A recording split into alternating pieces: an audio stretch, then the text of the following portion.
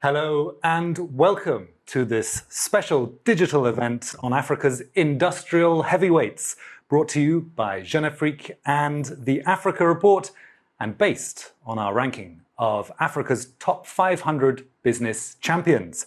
My name's Nicholas Norbrook. I'm the managing editor of the Africa Report, and joining me to co-host Aurélie Mbida, the business editor of Jeune Afrique. Can we call ourselves Africa's media heavyweights, do you think, Aurélie?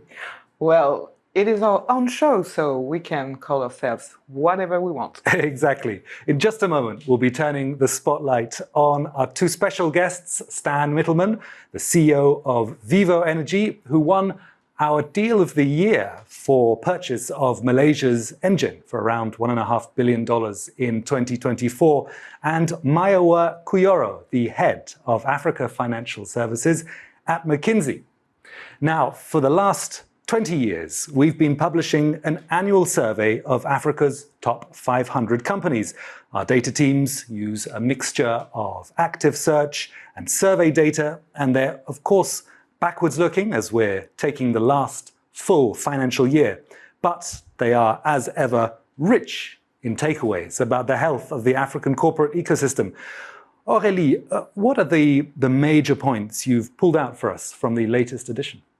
So let's start with the big picture. For this 2025 edition, the total turnover of the 500 business champions has slightly decreased from around $760 billion in 2022 to $737 billion in 2023. That's a drop of around 3%. This decline is not a surprise. It reflects the macroeconomic difficulties many African economies have faced and are still facing today.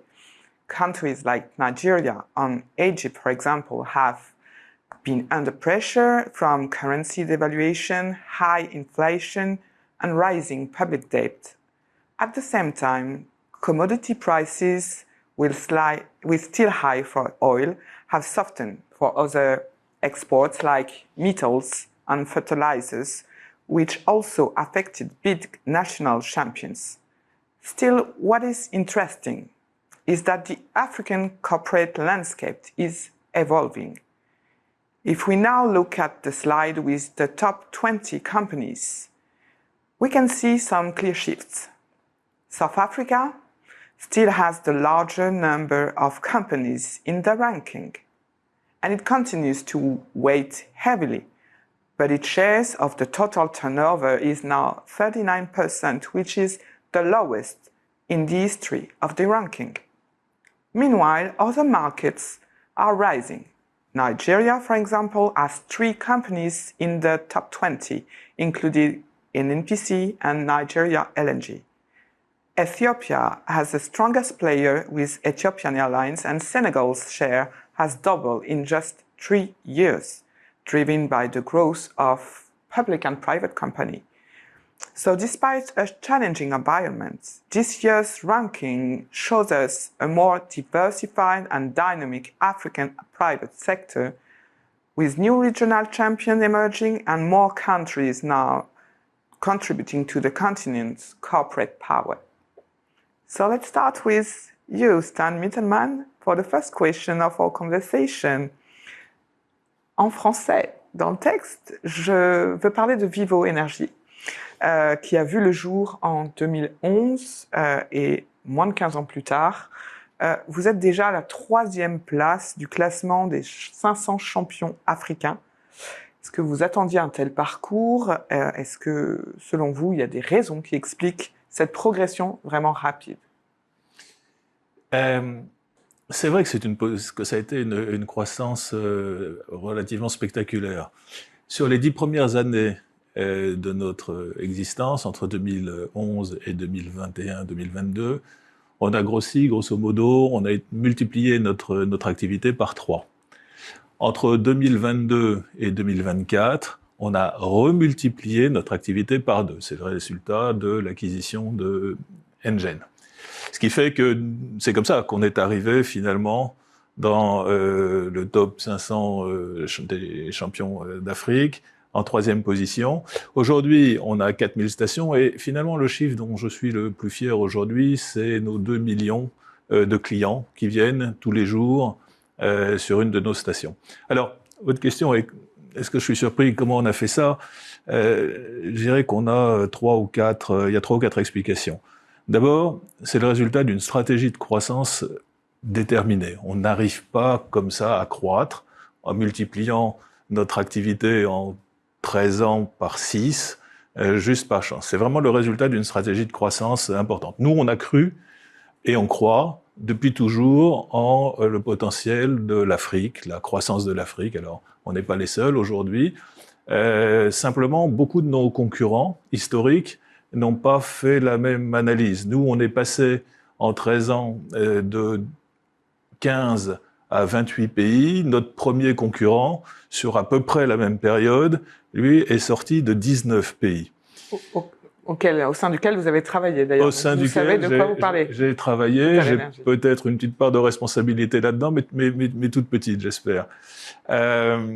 Bon, donc, le premier élément, je crois, qui est décisif là-dedans, c'est une stratégie de croissance qui est déterminée. Alors, au-delà de cette stratégie, de cette volonté, il y a 2 ou 3 éléments qui sont importants. Il y a la marque. Quand on est dans une activité de distribution, la marque, les marques, c'est important.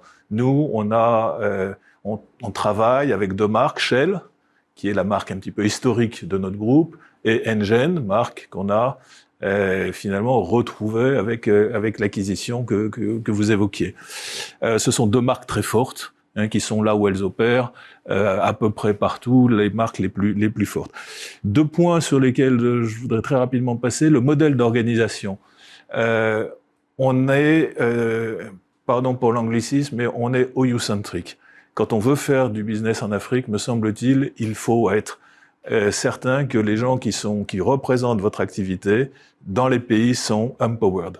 Ça, c'est critique. Tous les gens qui ont essayé d'être un peu plus intelligents que ça, gérer leurs affaires de Bruxelles, de Paris, de Londres, de Houston, de New York, finalement, ont quitté l'Afrique. Donc, ça, c'est une considération qui me paraît importante.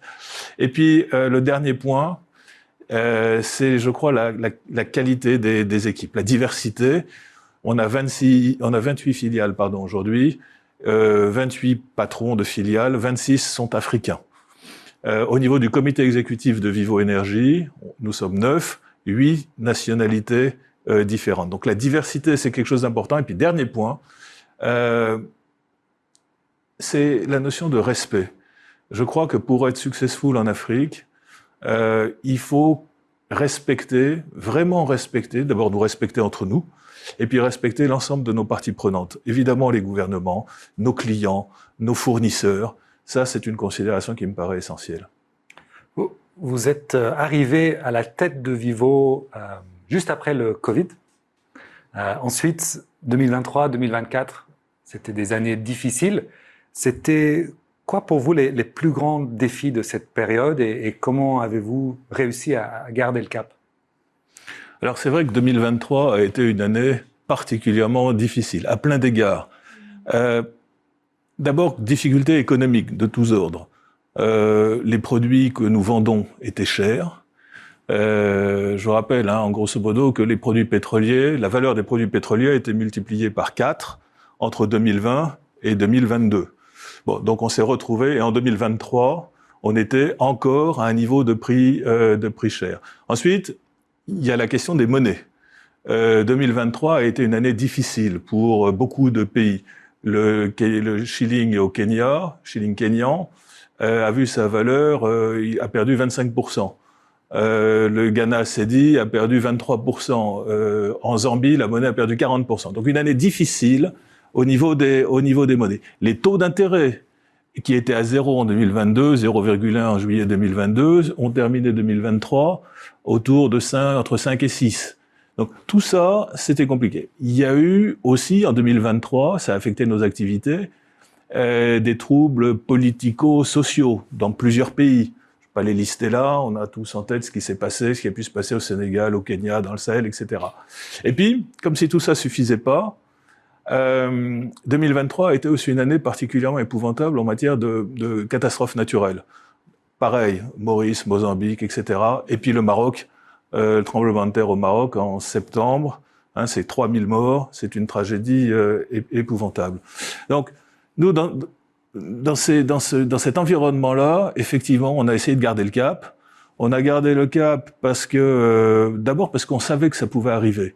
Quand on a une certaine expérience de l'Afrique, j'allais dire, on sait que des années difficiles arrivent régulièrement. Alors ça arrive dans d'autres continents, bien sûr, mais il y a eu la crise en 2016 des monnaies, il y a eu le Covid, bon, qui n'était pas un phénomène africain naturellement, mais et puis 2020. On sait que ça pouvait arriver. On a une taille et un portefeuille qui nous permet d'absorber en partie ces crises.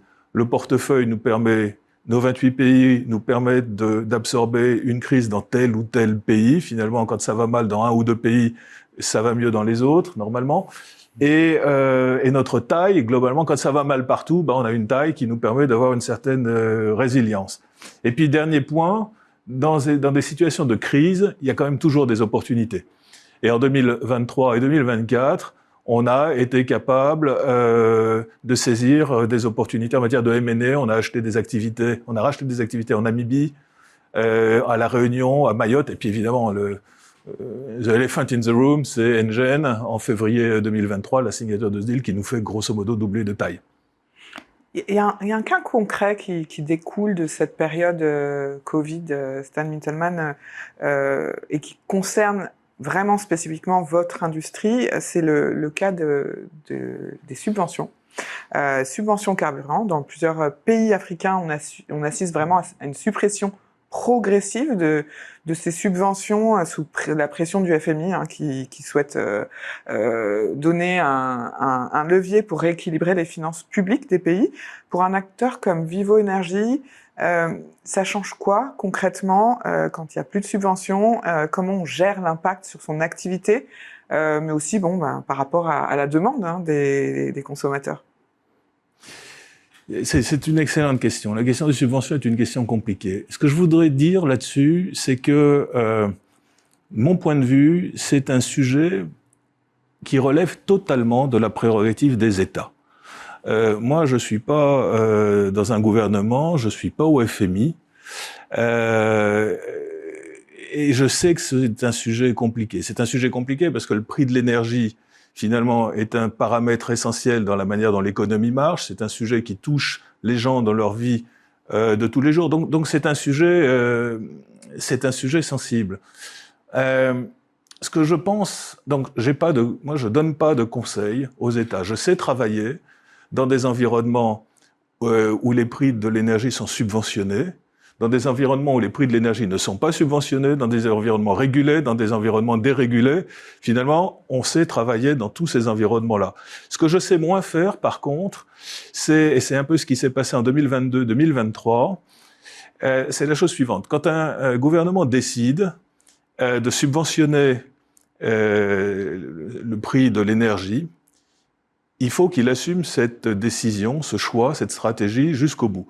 En d'autres termes, il ne faut pas, me semble-t-il, qu'il ait tendance à passer, pardon pour la trivialité, mais le bébé de la subvention à des acteurs, typiquement les distributeurs. Et c'est ce qui s'est passé en 2022, quand les prix des produits pétroliers ont augmenté. Dans certains pays, les prix à la pompe ont été maintenus, sont restés bloqués.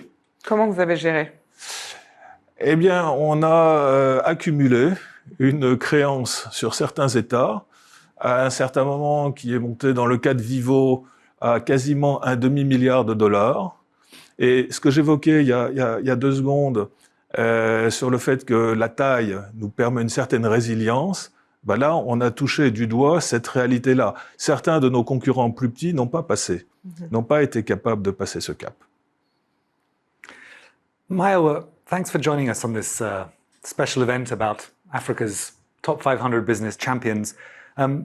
We've just been looking into that difficult period of 2023, 2024. And as Aurélie was telling us, we saw the results globally across the continent. The revenues of the top 500 companies have declined in dollars. What impact did that 2023, 2024 season have? How should we interpret it? Thank you, and it's really exciting to be here. Thank you very much for having me.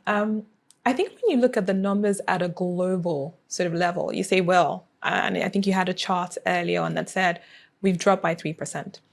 I think that 3% masks the resilience that African companies are showing, right? Because the 3% should be compared to the 27% devaluation across the continent. And if you look at some countries such as Nigeria, that was more than 55%. Yet, despite all of that, you saw the drop of only 3% despite the 27% devaluation. So I think African companies should be celebrated for their resilience. They should be celebrated for, just keeping on going and keeping the lights on despite high inflation.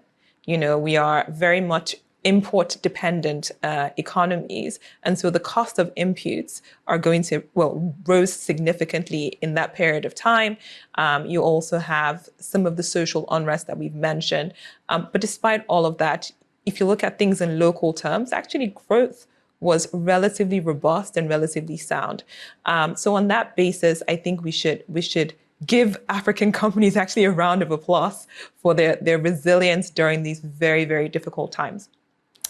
I think another thing to also just note as we look at the numbers as well is the differences across the various different economies, right? So you have South Africa, you mentioned South Africa, had a little, not as many companies this year as they've had in the past. You look at Nigeria, Egypt, and even Francophone Africa. I think the effects of what happened in 2023-24 actually was also quite different across the different markets, and I can go into that a little more. I think for now, let's celebrate actually the resilience of the African champions. Je reviens à vous, Stan Mittelman. Vous avez abordé, quand on parlait des défis tout à l'heure, la question de la monnaie, qui est un défi en soi pour les entreprises panafricaines qui sont dans plusieurs pays. C'est le cas de Vivo Energy. Il y a 28 pays africains de présence, donc plusieurs qui sont avec la monnaie unique, la zone franc, CFA, mais aussi dans d'autres où l'inflation est très forte, la monnaie est plutôt instable. On a aussi évoqué tout à l'heure avec la présentation de Nick, comme par exemple au Zimbabwe. Est-ce que vous devez adapter, votre stratégie en fonction de la situation monétaire qui est propre à chaque pays, ou bien voilà, vous déroulez un modèle unique et si vous avez une stratégie propre, comment vous faites? Alors, c'est vrai qu'on est dans 28 pays et que dans ces 28 pays, il y en a qui ont des monnaies beaucoup plus faibles que d'autres. Une fois qu'on a dit ça, concrètement, pour nous, grosso modo, on a un tiers de notre résultat qui est fait dans des pays dont la monnaie est liée directement à l'euro, c'est les pays CFA, ou à un panier euro-dollar, c'est le cas du Maroc, par exemple. Donc ça, c'est un tiers.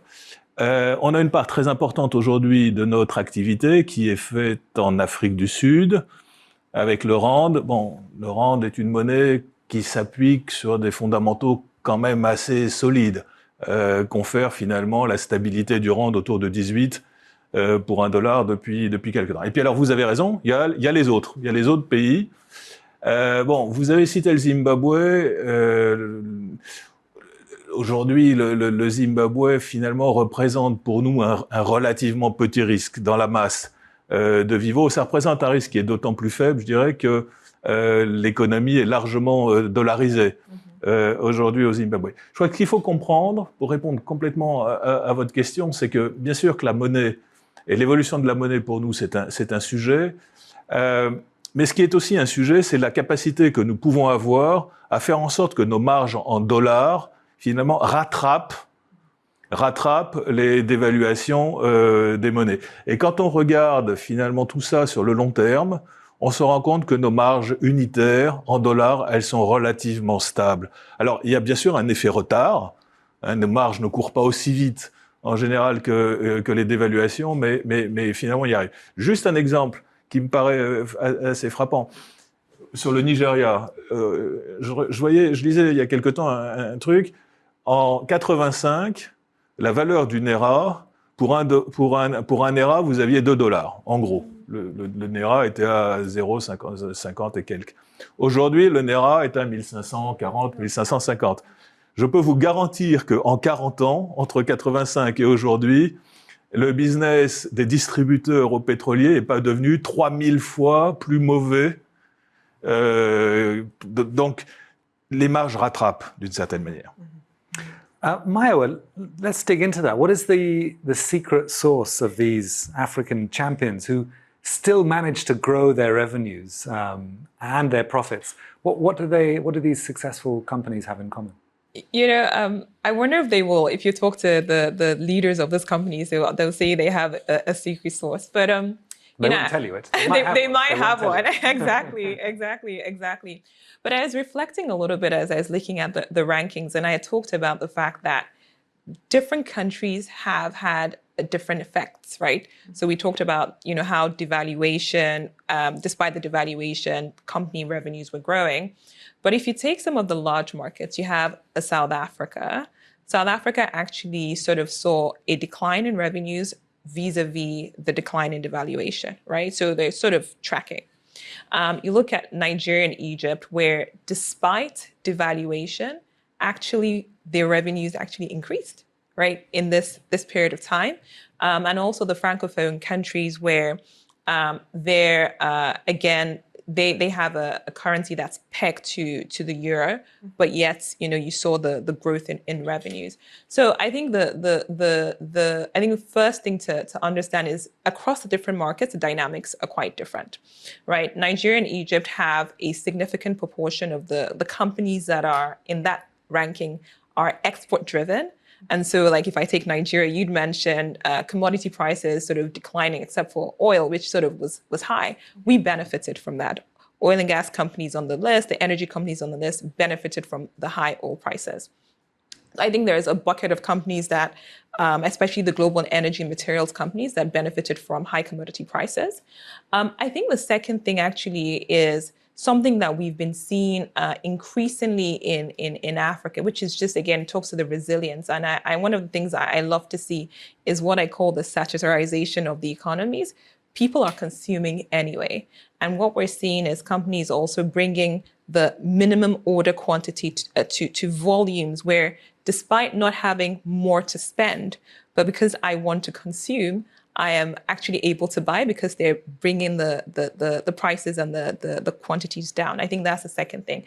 I think a third thing that we've seen is just also around, and I think this is where companies have a bit of work to do, just people getting a bit more efficient. They're not where they need to be, right? I think we still have a long way to go from an efficiency perspective, but companies are getting a bit more efficient using things such as digital, using the innovation that we're seeing on the continent to help make their operations a little bit better and to drive sort of the results that we're seeing. So, you know, I think if I would say anything, one is very different across the markets, but also despite that, folks are benefiting from macro trends, but also within the various different industries coming up with innovative ways to deal with the situation as it is.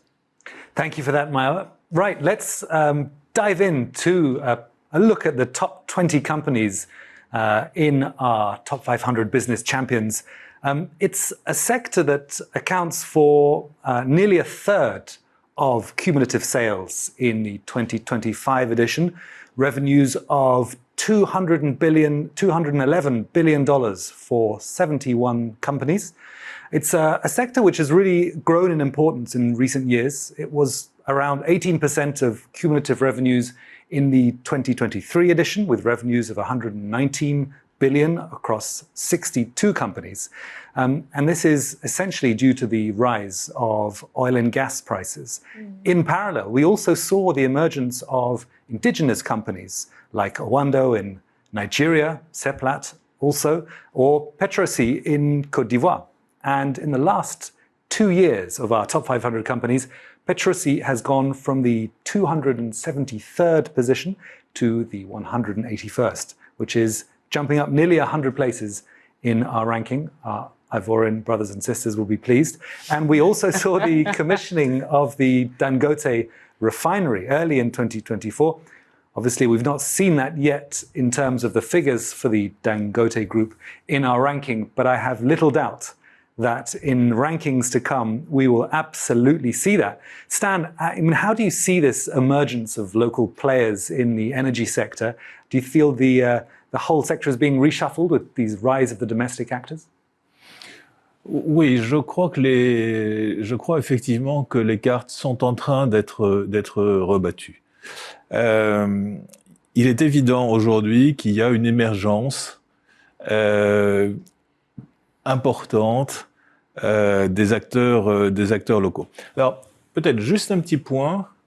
Il faut savoir, quand on parle d'acteurs locaux, qu'une part très importante de notre activité, historiquement, était déjà faite avec des acteurs locaux, avec des partenaires locaux.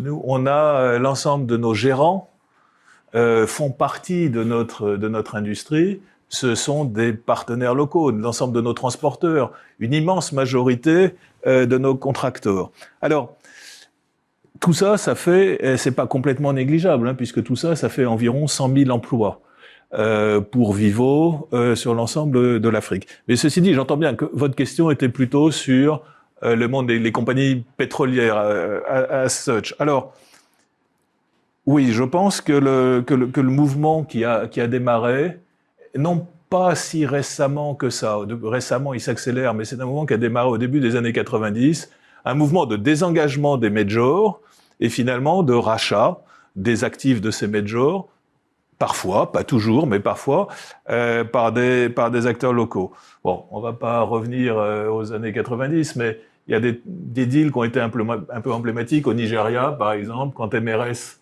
rachète 5 pays chevrons en 2009, c'est un deal important à l'échelle du continent.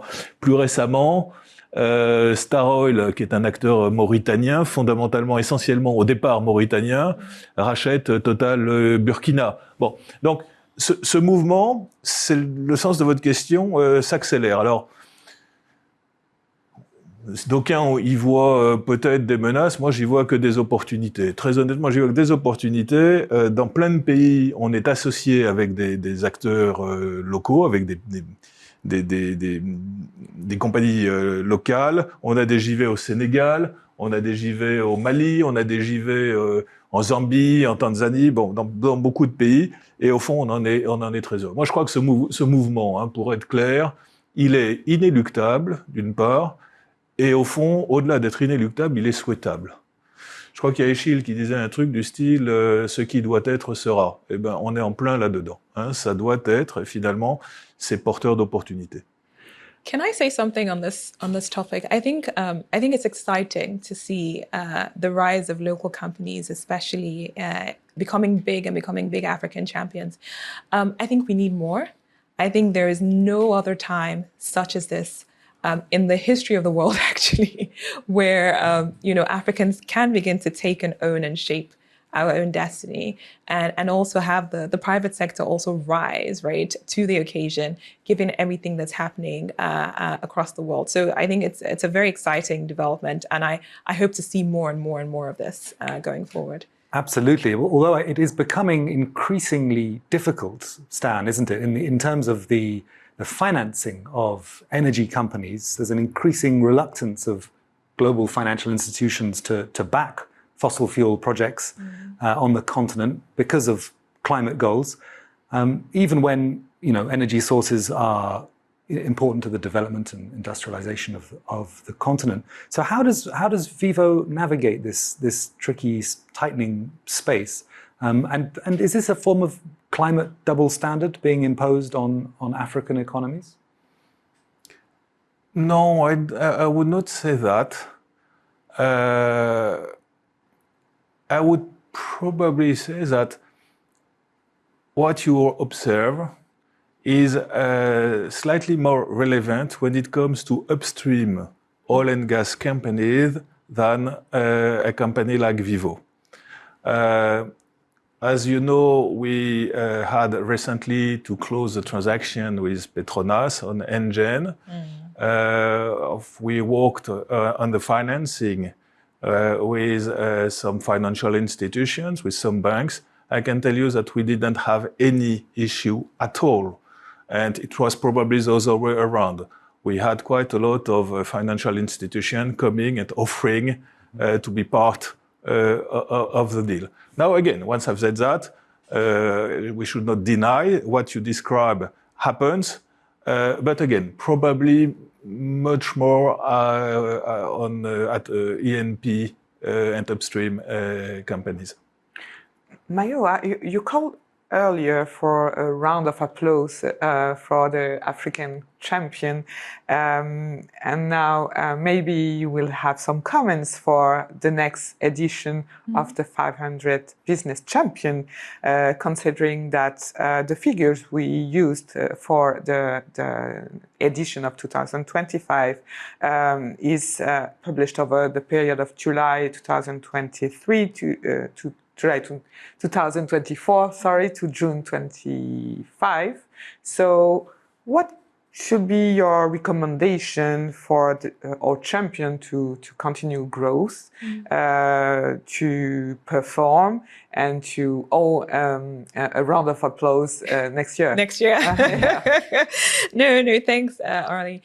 I think African companies can take comfort in the fact that they've demonstrated actually that they can be resilient in tough times, right? I think that's kind of like the starting position. But going forward, to make sure that we can continue to give a round of applause for them and to even have more companies, I think there's maybe 2 or 3 things I would love to see happen on the continent. I think we should lean into the digital transformation, especially with all that's going on with advanced analytics and generative AI. I actually think this is one area where Africa can act, again, similar to what happened in mobile technology and fintech. This is another area where Africa could potentially leapfrog and really develop solutions for African problems. I think that's one.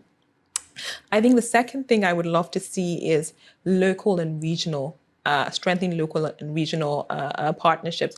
Africa is a huge market, but yet we trade, the numbers change depending on who you ask, but we trade between 14 and 16% amongst ourselves, right? So can we strengthen local partnerships and take advantage of the captive market that we have within the geographical construct that is Africa? I think the third thing is, and we haven't really touched on it, the world is changing geopolitically, right? And so how can we, again, take advantage of that, right? People may be, geographical distance of trade may be shrinking in some areas, but it also could be lengthening in other areas. And how can we potentially fill the gap that might be removed with all that? And then I think the final thing I would say is, how can we be more efficient and productive with the resources that we have? I think that's another frontier for African businesses to cross. If we drive margins better, we're more efficient with our resources, I think there is significant room for growth. I think the future is very exciting. You have a young population, very, very entrepreneurial, very innovative. You see all that's happening across the continent in various different pockets and sectors of the continent. So there's a lot to look forward to. And I think we've demonstrated that we have the capacity and the resilience to continue to grow despite headwinds. Thank you, Mayowa. All things in 1 year, so be prepared. Let's see where we land. Stan, maintenant, c'est un peu le même genre de question. S'il fallait garder une seule réforme, s'il fallait garder une mesure prioritaire à souffler, par exemple, à l'oreille des gouvernements du continent, afin que favoriser et qui favorise l'émergence de champions panafricains comme Vivo, laquelle défendriez-vous? Bon, je vais vous demander la permission d'en citer 2. Allez, soyons fous. La première, c'est une recommandation d'ordre un peu général, enfin une mesure un peu générale, c'est tout ce qui touche autour de l'intégration régionale. En fait, on a fêté il y a quelques jours les 50 ans de la CEDEAO. Bon, je pense que l'intégration régionale, c'est une problématique, c'est un sujet qui doit permettre d'accélérer la croissance du continent. tout ce qui tourne autour des sujets de libre-échange, d'infrastructures, énergie, transport, eau, etc. Bon, c'est une. Pourquoi est-ce que c'est bon pour une compagnie panafricaine comme Vivo? Fondamentalement parce que ce qui est bon pour l'Afrique, ce qui est bon pour les économies africaines, est bon pour les acteurs économiques de ces pays. Donc ça, c'est la palissade. La deuxième mesure, et là, pardonnez-moi, elle est un tout petit peu plus focus sur notre industrie à nous, c'est tout ce qui tourne autour du GPL.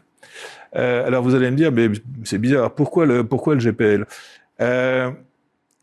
Un des grands sujets quand même aujourd'hui de l'Afrique, un des grands sujets, alors pas que de l'Afrique, mais de l'Afrique, c'est la déforestation d'une part, et le sujet des 4 millions, grosso modo, de gens qui décèdent tous les ans, essentiellement des femmes et des enfants, parce qu'ils respirent des fumées toxiques en faisant la cuisine. C'est le sujet du clean cooking. Bon, le GPL permet de régler de manière rapide, de manière efficace, ces deux sujets. Donc, si j'avais une deuxième recommandation un peu plus tournée vers notre industrie, ce serait de permettre la mise en place, tout ce qui tournerait autour de la mise en place de cadres réglementaires qui permettent à des gens comme nous, on va investir un demi-milliard avec Vitol, on va investir un demi-milliard de dollars dans le GPL entre 2025 et 2030. J'allais dire, aidez-nous là, faites en sorte que le cadre réglementaire de cette activité soit safe. So, as you can see, the energy sector remains the dynamic core of Africa's corporate ecosystem, something that is in flux, something with big African heavyweights like Dangote jumping in, but also global giants who are doubling down on the sector.